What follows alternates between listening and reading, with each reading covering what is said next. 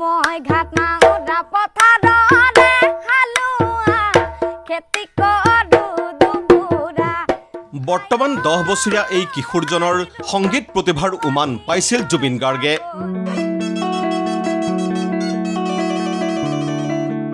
ঈশ্বৰ পুত্ৰৰ অনুমান আছিল কিশোৰজনৰ সংগীত প্ৰতিভা আৰু কণ্ঠই আলোড়িত কৰিব এদিন সকলোকে।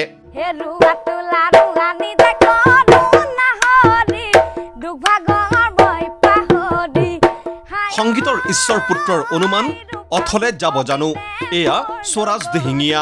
নদীৰ পাৰত হালিলে নলবিৰি না কহুৱা বতাহতে উৰিলে। সপ্তম শ্ৰেণীত অধ্যয়নৰত স্বৰাজ দিহিঙীয়া ক্ৰমাৎ নিপুণ হৈ উঠিছে সংগীত শিল্পত। প্ৰায় সকলো বাদ্যই খুব সুন্দৰকৈ বজাব জানে স্বৰাজে।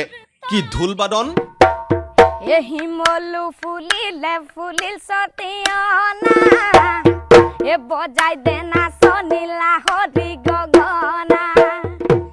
কি পেঁপা বাদন, নেগেৰা বাঁহীৰ পৰা আধুনিক ড্ৰাম ছেটলৈ।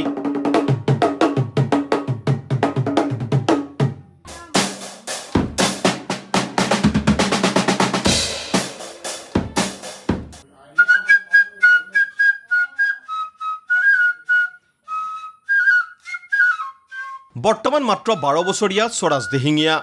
নাই কোনো আনুষ্ঠানিক সংগীত শিক্ষা।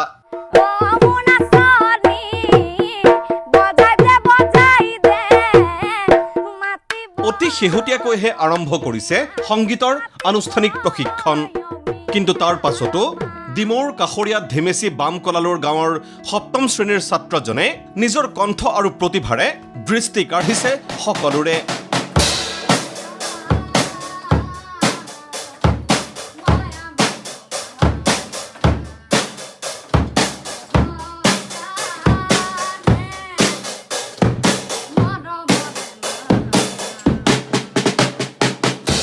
মাতৃৰ ছ'চিয়েল মিডিয়া একাউণ্টৰ জৰিয়তে ইতিমধ্যেই বহুবাৰ ভাইৰেল হৈ পৰিছে স্বৰাজ দিহিঙীয়া। সপ্তম শ্ৰেণীৰ ছাত্ৰজনে ND24 সাংবাদিকৰ জৰিয়তে প্ৰকাশ কৰিছে মনৰ কথা। ভাল লাগে, মানুহবিলাকে ইমান মৰম দিছে, ধন্যবাদ দিছোঁ। মই ক্লাছ 7ত পঢ়ি আছোঁ।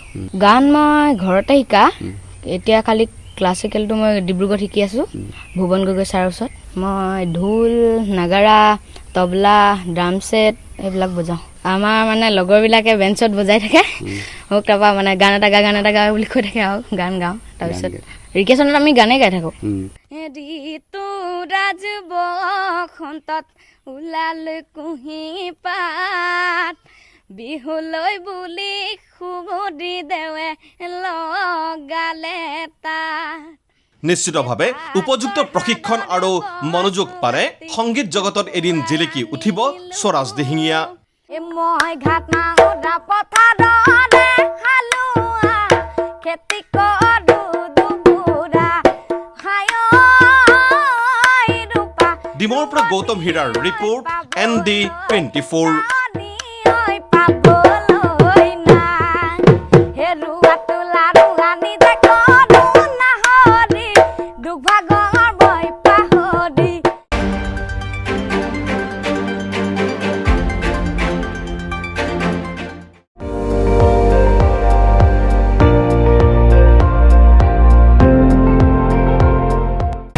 আপুনি চাই আছে ND24, সৰ্বশ্ৰেষ্ঠ নহয় সৰ্বোত্তমৰ দৌৰত।